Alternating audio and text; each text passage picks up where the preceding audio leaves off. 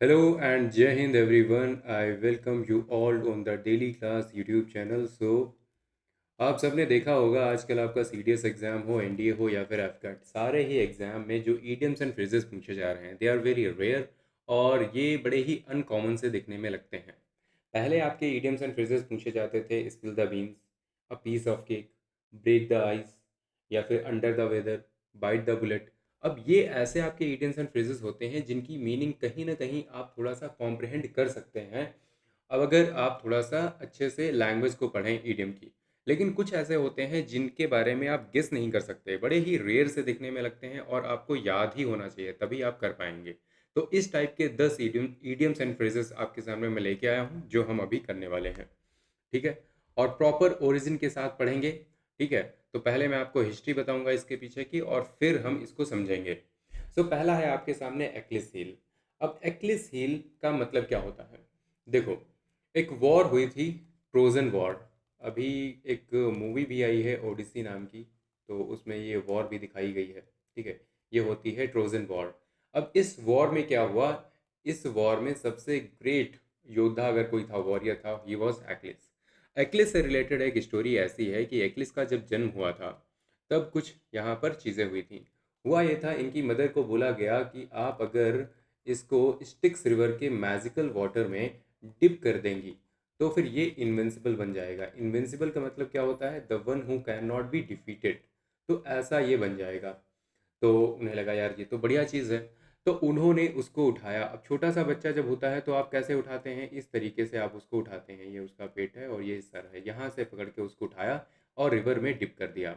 जब ऐसे डिप किया तो इसका पूरा वाटर जो है, पूरा जो बॉडी है वो तो टच कर गई वाटर से, but his heels actually remained untouched.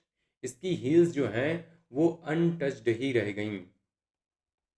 अब अनटच्ड रह गई इसका मतलब ऐसा हुआ कि आगे चल के इसकी हील्स जो हैं ऐसी ऐसा पार्ट बन गई जो कि इसकी वीकनेस है।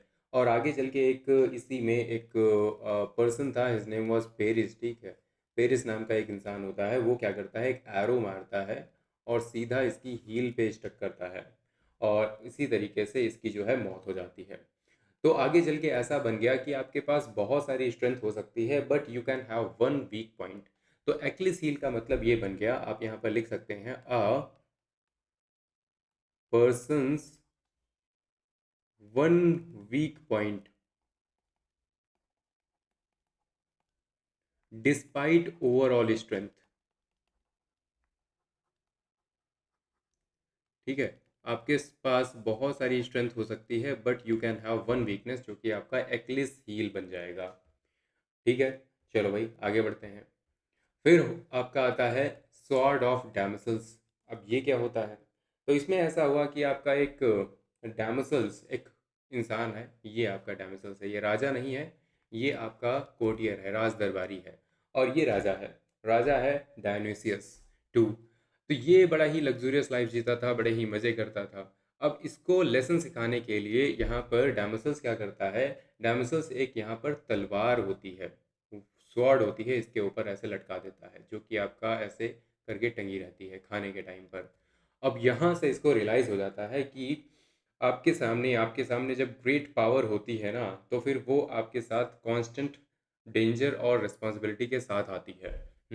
सो एक टाइप का कांस्टेंट हम कह सकते हैं, a type of constant danger and responsibility इस चीज़ का रिमाइंडर है। और तब से ये कहावत या मुहावरा या फिर ईडियम बन गया कि स्वॉर्ड ऑफ डैमोसेल्स वो होती है एक टाइप का एन एवर प्रेजेंट डेंजर। ठीक है, एन एवर प्रेजेंट डेंजर और threat. Threat hanging over someone. अब ये लिटरली हैंगिंग ही नहीं होता है, आप कुछ भी कह सकते हैं, हैंगिंग ओवर समवन, राइट। जैसे के लिए किसी का हो सकता है कि कभी भी वो जॉब अपनी लूज कर सकता है, तो उसके ऊपर एक सॉर्ट ऑफ डैमेसेस घूम रही है ना, कि that he can lose his job और हर जॉब। हाँ, तो ये चीज़ हो सकती है सॉर्ट ऑफ डैमेसेस। नेक्स्ट है आपका क्रॉस द रूबिकॉन। अब क्रॉस द रूबिकॉन क्या होती है? रूबिकॉन एक स्मॉल सी रिवर है, कहाँ पर? नॉर्दर्न इटली में। ये आपका नॉर्दर्न इटली है। इटली में आपकी एक रिवर होती है रूबिकॉन नाम की। और उस टाइम यहाँ पर रोमन एम्पायर हुआ करता था। तो रोमन एम्पायर में आपको पता है छोटे छोटे किंगडम्स हुआ करते थे बहुत सारे। तो इनमें एक रूल था कि ये जो रिवर है इसको कोई भी अपनी आर्मी के साथ में क्रॉस नहीं करेगा। अगर किसी ने किया तो वो आपका एक टाइप का वायलेशन माना जाएगा, violation of the laws, and उससे सिविल वॉर स्टार्ट हो सकती है। और फिर हुआ ये कि 49 BCE में एक राजा था, उसके बारे में आई बिलीव सब ने सुना होगा, जूलियस सीजर नाम का। जूलियस सीजर ये क्या करता है, ये इसको क्रॉस कर देता है जानबूझकर, राइट। और उसे पता था कि क्या यहाँ पर कॉन्सिक्वेंसेस होने वाले हैं।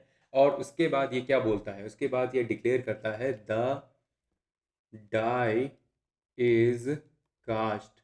तो ये भी एक इडियम होता है, ठीक है। और इसकी सेम मीनिंग होती है जो कि आपकी क्रॉस द रूबिकॉन की होती है, द डाई इज कास्ट। इसका मतलब ये था कि अब कोई भी टर्निंग बैक का ऑप्शन नहीं है, there is no point of turning back. So cross the Rubicon का मतलब तब से ये जाना जाने लगा कि to make an irreversible, what, irreversible decision. आपने एक ऐसा डिसीजन ले लिया है जो कि अब चेंज नहीं हो सकता। जैसे कि किसी ने मान लिया रिज़ाइन कर दिया अपनी जॉब से स्टार्ट करने के लिए अपना बिजनेस वगैरह, तो ऑब्वियस सी बात है, now he has crossed the Rubicon और the die has been cast, has been cast. Next है आपका कट द गॉर्डियन नॉट। अब कट द गॉर्डियन नॉट, अब ये आपका एक मॉडर्न टर्की जो है, यहाँ पर एक किंग हुआ करता था, इसका नाम था गॉडियस। क्या नाम था इसका, नाम था गॉडियस। इसने एक नॉट बनवाई, कहते हैं इसने नॉट बनवाई थी या फिर वहाँ पर सिटी थी गॉडियम नाम की, वहाँ पर था। तो ये आपका कंफ्यूजन है, लेकिन मतलब ये था, ये नॉट, नॉट का मतलब क्या होता है, एक टाइप की गांठ, बहुत ही तगड़ी गांठ थी, ठीक है, ऐसी गांठ थी। और ऐसा माना गया, ऐसा प्रोफेसी थी कि जो भी इसको क्या करेगा, अनटाई करेगा, जो भी अनटाई करेगा वो रूल करेगा all over Asia, rule over Asia. तो उसके बाद क्या होता है, उसके बाद 333 BCE में कौन पहुंचता है, यहाँ पर पहुंचता है अलेक्जेंडर। यही था जिसके अंदर काफ़ी ज़्यादा एम्बिशन थे, to rule all over the world, all over the Asia. तो अलेक्जेंडर पहुंचता है और इससे यही चीज़ बोली जाती है, लेकिन इंस्टेड ऑफ अनटाइंग इट पेशेंटली, ये क्या करता है, ये सिंपली अपनी स्वॉर्ड निकालता है और उसे कट कर देता है, ठीक है, उसे कट कर देता है। तब से ये कहावत बनने लगी। अब देखो ये कॉम्प्लेक्स, ये जो टास्क था दैट वाज वेरी कॉम्प्लेक्स, ठीक है, बहुत ही इम्पॉसिबल था, लगभग इम्पॉसिबल चीज़ थी कर पाना, या फिर बहुत ही कॉम्प्लेक्स थी।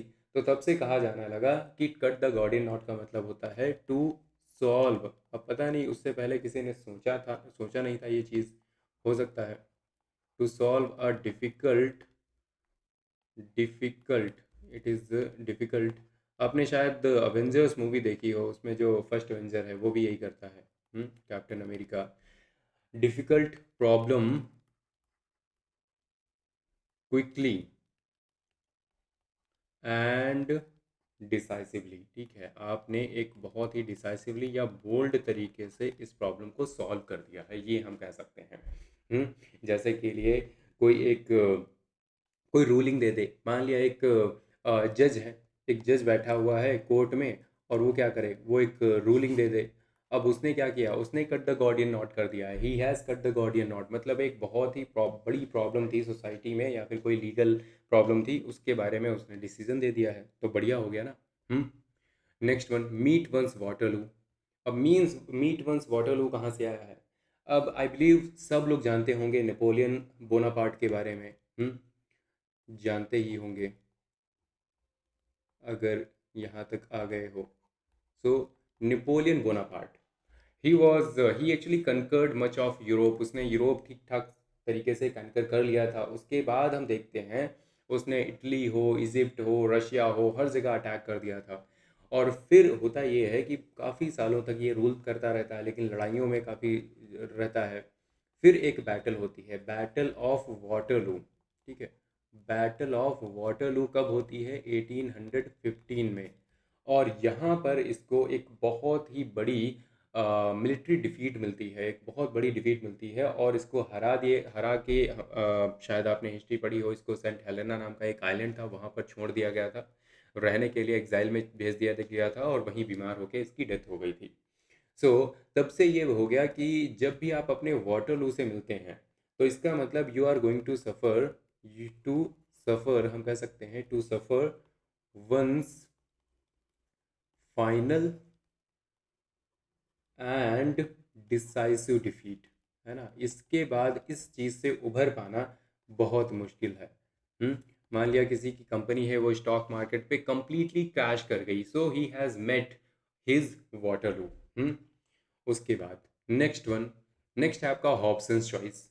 हॉब्सन्स चॉइस, अब ये आपका एक थॉमस हॉब्सन नाम का एक बंदा था, ठीक है। थॉमस हॉब्सन ये आपका जो है यहाँ पर घोड़े बेचने का व्यापार करता था, बिजनेसमैन था, और ये लोगों को, अपने कस्टमर्स को चॉइस ऐसा देता था कि आप जो अपना हॉर्स लेना चाहते हैं, जो भी आप, जो सबसे नियरेस्ट है उसको ले सकते हैं, नियरेस्ट स्टेबल के डोर के पास जो खड़ा होगा वो ले सकते हैं, या तो आप नहीं ले सकते।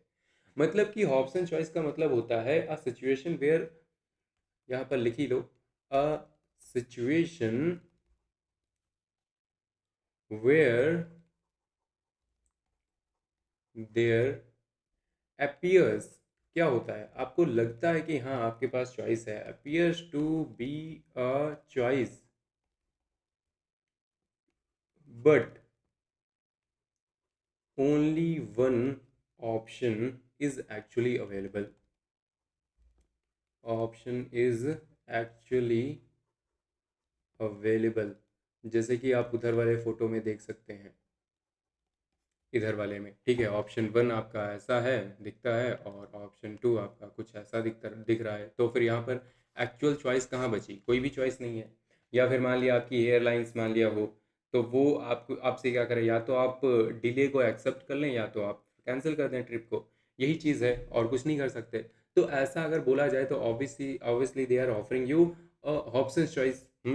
नेक्स्ट है आपकी पिरिक विक्ट्री। अब पिरिक विक्ट्री का मतलब क्या है, ये भी देख लो। तो एक चीज़ ऐसा होता है कि एक जगह थी, एपिरस, ठीक है। एपिरस नाम का एक स्मॉल किंगडम था, यहाँ का राजा था पिरस नाम का। अब राजा का पता नहीं प्रोनाउंसिएशन पिरस है या पायरस है, बट यहाँ ये आपका पिरिक होती है, राइट। इसने एक्चुअली क्या किया, इसने एक बैटल लड़ी, बैटल ऑफ एस्कलम। ये लड़ी थी 279 BCE में, किसके खिलाफ पता है, रोमन एम्पायर के खिलाफ। रोमन एम्पायर आपने जितना भी सुना होगा, आपने यही सुना होगा, it they were very strong, और रिजल्ट ये निकला कि ही डिफीटेड देम। तो इसने क्या किया, इसने डिफीट कर दिया रोमन एम्पायर को, ठीक है। सो रोमन्स को इसने हरा दिया, लेकिन उसके बाद हुआ ये कि टेक्निकली ये जीत तो गया, लेकिन इसकी आर्मी, इसके फाइनेंसेस, बहुत इसको नुकसान हुआ, बहुत ज़्यादा। और इसने बोला कि another such victory and we are undone, we are lost, ठीक है। मतलब मैं तो बिल्कुल ख़त्म हो जाऊंगा, बर्बाद हो जाऊंगा। तो तब से मतलब वही बात हो गई कि आजकल मीम चलती है ना, bro won but at what cost. Cost of achievement आपकी ये है, और आपका कुछ भी यहाँ पर जो भी है, जीत तो आप गए, लेकिन कॉस्ट जो है वो बहुत बड़ी है। तो तब से एक ईडियम चला कि अ victory achieved at such a great cost that it is almost equivalent to defeat। लगभग इससे बेहतर तो हार ही जाते, ठीक है। इक्वलेंट टू डिफीट, लगभग आपकी हार के बराबर है, ऐसी आपकी एक विक्ट्री है। Next one is between Scylla and Charybdis. यहाँ पर स्किला में एक्चुअली आपका ये स्पेलिंग गलत हो गई है, ये एच नहीं आता है, ठीक है। बिटवीन स्किला एंड करब्दिस, तो इसका मतलब क्या होता है, देखो ग्रीक मैथोलॉजी में माना जाता था एक छः, इसके कितने दिख रहे हैं, कितने दिख रहे हैं, छः सिर दिख रहे हैं यहाँ पर, एक दो तीन चार पाँच, पाँच ही दिख रहे हैं, एक और होना चाहिए, छः, ठीक है, छः थे। चलो कोई बात नहीं, मजाक है। तो एक सी मॉन्स्टर थी, ठीक है, सी मॉन्स्टर थी, और कैरेबिस नाम का ये था आपका गाइजेंटिक आपका क्या था, एक व्हेल पूल हुआ करता था, व्हेल पूल। अब व्हेल पूल आपको पता है कि ये क्या होता था, ये एक्चुअली क्या करता था, सारी शिप्स को निगल जाता था, स्वेलो कर जाता था। और सी मॉन्स्टर ऑब्वियस सी बात है, इसके पास भी कोई नहीं जाना पाए चाहेगा। और ये दोनों ऐसे पढ़ते थे कि the sailors had to cross between them. तो अब हमारे इंडिया में भी ऐसे चलती ना, एक तरफ कुआं एक तरफ खाई, तो मतलब आप ऐसी सिचुएशन में पड़ जाते हैं where there are two equally dangerous and unpleasant alternatives. यहाँ पर इनके सामने एक क्या है, एक है आपके पास जॉब सिक्योरिटी, ठीक है, लेकिन लो सैलरी है, कोई ग्रोथ नहीं, कोई भी पैशन नहीं है, ड्रीम करियर है इनके पास, मतलब हाई रिस्क है, अनसर्टेनिटी है, लॉन्ग स्ट्रगल है। तो ऐसा ही होता है ना। तो ये चीज़ है। और हाँ, इससे रिलेटेड एक और होता है, ये होती है बिटवीन, ये भी लिखी लो, between the devil and the deep blue sea. ठीक है, ये चीज़ हो सकती है। चलो भाई, आगे बढ़ते हैं। अब आपका आता है ग्रीक गिफ्ट। ग्रीक गिफ्ट आपका यही जो आपका ट्रोजन हॉर्स, ये एक्चुअली ट्रोजन गिफ्ट, जो वॉर हुई थी ना, ट्रोजन वॉर हुई थी, यहीं पर ये ट्रोजन हॉर्स से रिलेटेड है, इसको बोला जाता है ट्रोजन हॉर्स। तो हुआ ये, देखो ये सब आए ट्रॉय पर हमला करने, ठीक है। ट्रॉय एक काफ़ी ऐसी लोकेशन थी जिसको मतलब कब्जा कर पाना बहुत ही मुश्किल था, इनविंसिबल टाइप था, ठीक है। उसकी दीवारें बहुत बड़ी हुआ करती थी, ह्यूज वॉल्स हुआ करती थी। तो ये लोग आके क्या करते हैं, ये लोग लगभग 10 साल तक लड़ते हैं, ठीक है। उसी में आपका एक्लिस भी लड़ रहा था, किसके, ट्रॉय के खिलाफ, ठीक है। और ये पेरिस था इनकी तरफ से, ठीक है। पेरिस और इसका बड़ा भाई था हेक्टर। हेक्टर, तो ये सारे लड़ाई लड़ रहे थे और इनकी तरफ से एक्लिस था। तो ऐसा माना जाता है कि बाद में क्या हुआ कि ये लोग 10 साल तक, जब 10 साल तक कुछ नहीं कर पाए, बाहर अपना जो है अपना लगा के बैठे रहे, लेकिन नहीं हो पाया, तो इन लोगों ने एक चाल चली। इन्होंने मतलब ऐसा उन्हें मतलब ऐसा बताया, ऐसा उनको रियलाइज़ कराया कि ये लोग क्या कर गए हैं, ये लोग सेल अवे कर गए हैं। सेल अवे का मतलब है ये लोग चले गए हैं, ठीक है, पानी के रास्ते वापस चले गए हैं। जब इन लोगों ने बाहर जाके देखा तो एक भी शिप नहीं, कुछ नहीं, इन्होंने छुपा दिया था पहाड़ों के पीछे कहीं पर जाके, ठीक है। तो इन सबको लगा ट्रॉय वालों को ये लोग चले गए हैं, और बाहर इन्होंने एक वुडन हॉर्स बना के रख दिया, बहुत बड़ा। ये आपका वुडन हॉर्स था। अब हॉर्स जो होता है, हॉर्स मतलब सवारी है किसकी, इनके एक देवता होते हैं पोसाइडन नाम के, ठीक है। पोसाइडन समुद्र के देवता होते हैं, इनका क्या होता है, इनकी सवारी होती है हॉर्स। तो इन्हें लगा कि एक टाइप का गिफ्ट है, और ये हमें रखना चाहिए, ये मतलब कहते हैं कि इसे अंदर लाना चाहिए। तो बड़ी बड़ी दीवारें, बड़े बड़े गेट होते हैं, उनको खोल करके ये लोग अंदर लेके आते हैं, ठीक है, और उसको रख देते हैं। और फिर रात में क्या होता है कि इसमें से एक्चुअली, इसमें इस वुडन हॉर्स में छुपे हुए थे ग्रीक सोल्जर्स, ठीक है। यहाँ पर ग्रीक सोल्जर्स छिपे हुए थे, और इन्हीं में एक्लिस भी था। तो ये लोग निकलते हैं, काफ़ी लोगों को मार देते हैं, और ये क्या करते हैं, गेट खोल देते हैं। गेट इन्होंने जब खोल दिया तो बाकी आर्मी भी अंदर चली आती है और पूरे ट्रॉय को ख़त्म कर देते हैं, ठीक है। तब से लेकर के एक कहानी चलने लगी भाई, हमेशा ध्यान रखो, सतर्क रहो अगर आपको ग्रीक लोगों से कोई भी गिफ्ट मिल रहा हो, ठीक है। तो ग्रीक गिफ्ट आपका वो होता है that actually appears to be generous, but actually उसमें क्या होता है, इसको हम कह सकते हैं अ गिफ्ट दैट अपीयर्स, ठीक है, अपीयर करता है, ऐसा लगता है कि हाँ बहुत बढ़िया है, ठीक है। ऐसे बहुत सारे लोग गिफ्ट वगैरह देते हैं ना, लेकिन अंदर बहुत ज़्यादा इंटेंशन उनके कुछ होते हैं, अलग होते हैं, बट एक्चुअली क्या होता है, हम्म बट एक्चुअली हाइड्स डेंजर। उनके कुछ ना कुछ एविल इंटेंशंस होते हैं, या फिर हार्मफुल इंटेंशंस होते हैं, है ना। तो उसे हम बोलते हैं ग्रीक गिफ्ट, ठीक। तो ये होता है ग्रीक गिफ्ट। नेक्स्ट है आपका राइट रफ शोड ओवर। इसका मतलब क्या है, देखो इसका ओरिजिन कैसे क्या हुआ है। तो इसका सिंपल सा ओरिजिन ये है कि ये जो घोड़े हैं, ठीक है, इनके पैरों पर इस तरीके से ये सब लगा दिया जाता था, ठीक है। रफ शोड, रफ शोड का मतलब होता है riding with heavy military boots that had thick and rough soles होते हैं, ठीक है। कैवलरी मैन जो होते हैं राइड करते थे, और नीचे जो भी आता था उन सब चीज़ों को क्रश करते हुए चलते थे। और तब से ऐसा हो गया कि मतलब कहा जाने लगा कि राइट रफ शोल्ड ओवर का मतलब ये है कि टू ट्रीट पीपल और their feelings with total disrespect, to dominate और क्रश अदर्स, दूसरों को एकदम क्रश करना, ठीक है। जैसे के लिए बोल रहा है कि we don't care about your concerns, ठीक है, ऐसा वगैरह। तो ये चीज़ें आप कह सकते हैं। तो ये आपका ये होता है राइट रफ शोल्ड ओवर का मतलब ये है कि आप दूसरे की फीलिंग्स को बिल्कुल भी कंसिडर नहीं करते, बिल्कुल भी आप रेस्पेक्ट नहीं करते, राइट।